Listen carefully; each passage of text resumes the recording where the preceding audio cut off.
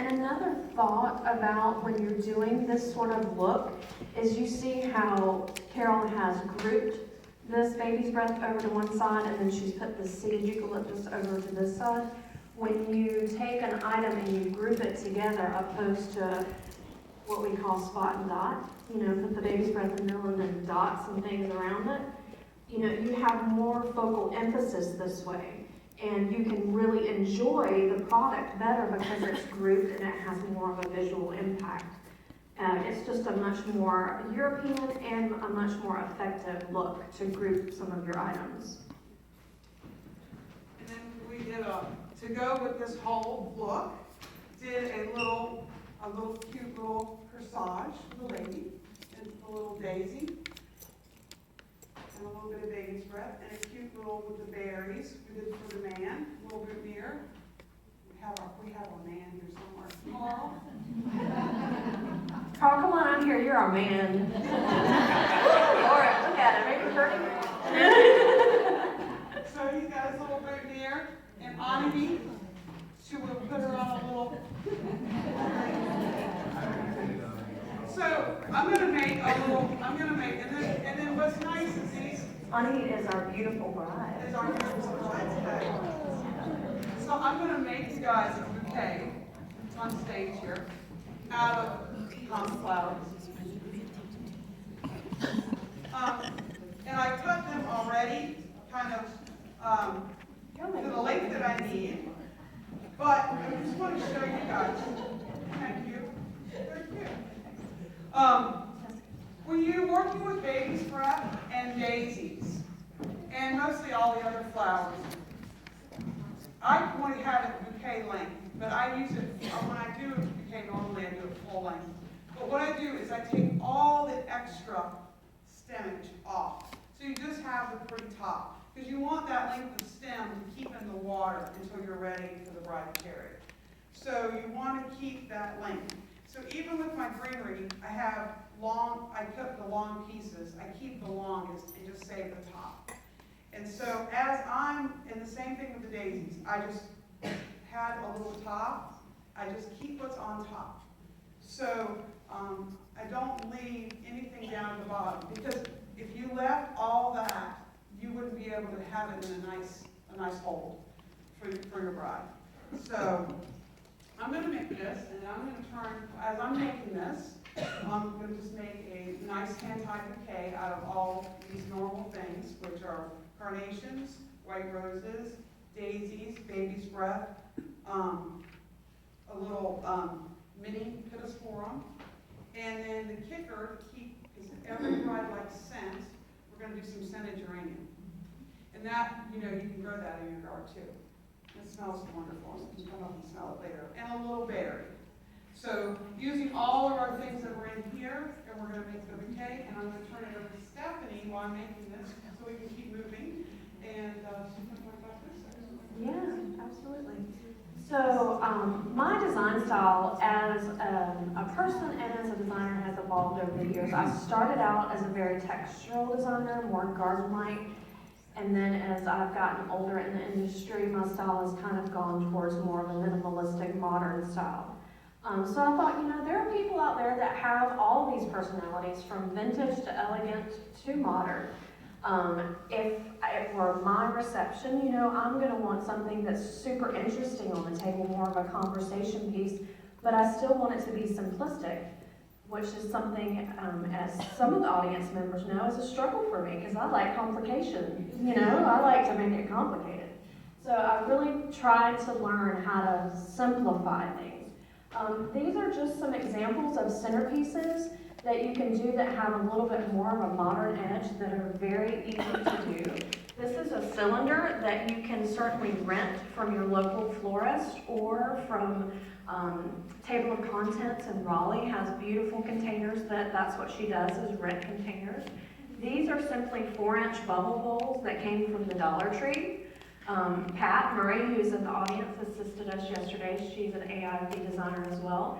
And Pat helped by just putting some crystals in the base of this to nestle that first little bubble bowl, and then we simply just put green Fuji's in there.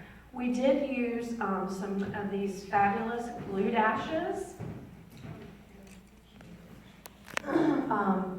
They work differently than a glue dot that you would get for like scrapbooking.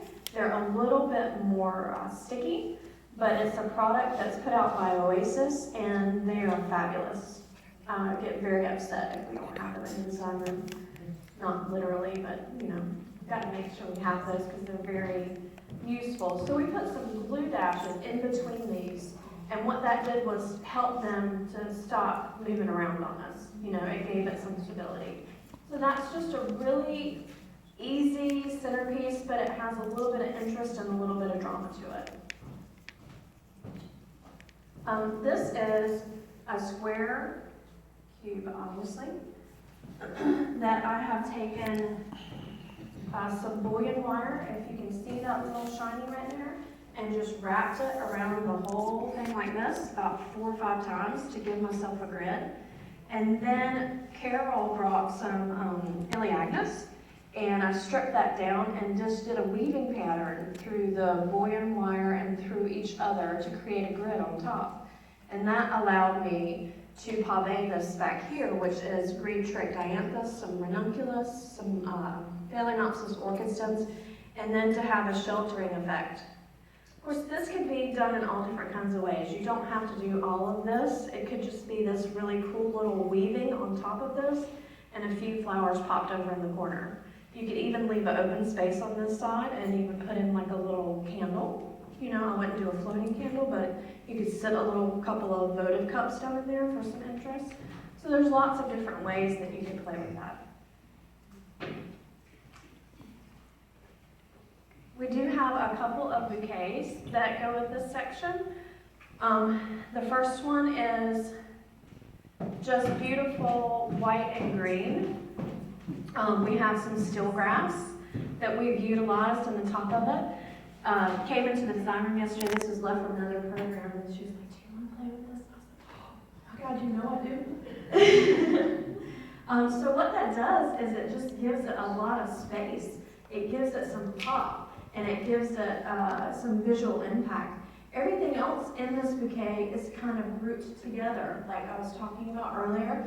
And what that does is it gives it a cleaner look. There's some really neat ranunculus. You guys will have to check it out when you come up here. We're calling it Cabbage Patch ranunculus. We don't know if that's really the name, but that's what Carol thought was a cute name for it. Yeah. And then some ornithogalum over to the side, and some pretty roses in the back. So that's just more of a classic with just a tinge of a modern twist to it. Thank you very much. Just take it back and we'll bring it out for the next one. And then we have another that elevates the drama or the modern twist just a tish bit more. It's not a huge bouquet. But this is very much more an angular bouquet. It really is for a very urban bride.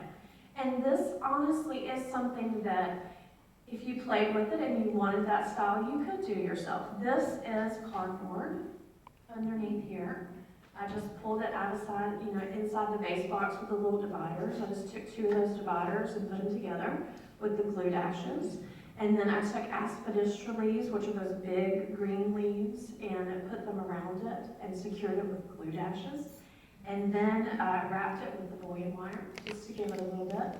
Some seeded eucalyptus leaves just inlaid in there. And there's a hole right there in the cardboard that I pushed all of the stems through. So that is just a different kind of look. The green-trick dianthus, again, everything is kind of grouped. This is called flax.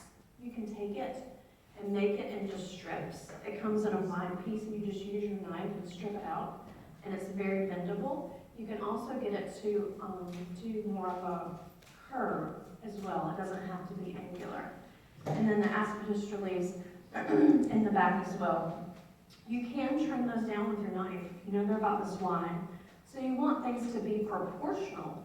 That is the biggest issue I see with designers that don't have quite as much experience, or people trying to kind of do things on their own, is proportion.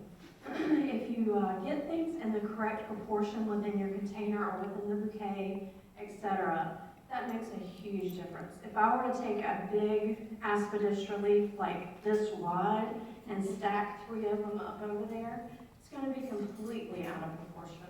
So I think studying proportion and texture are 2 of the biggest things that can aid in doing things yourself. Thank you. How are we doing over there, Carol? Okay, I got one more. So I've been wanting to try like weaving. You guys ever check that out on Pinterest? You know, where they do these like organic little weaving projects that they hang from the tree branch in the backyard, and it's got like fabric and sticks and flowers and all this other kind of stuff in there. So Pat and I think are going to try that pretty soon. But yesterday when I had this flax, I thought, oh, well, I could make a cute little mat out of it. So I just did a simple basket weave, over, under, over, under, over, under. And it would be really nifty to add in like some colorful ribbon or some yarn.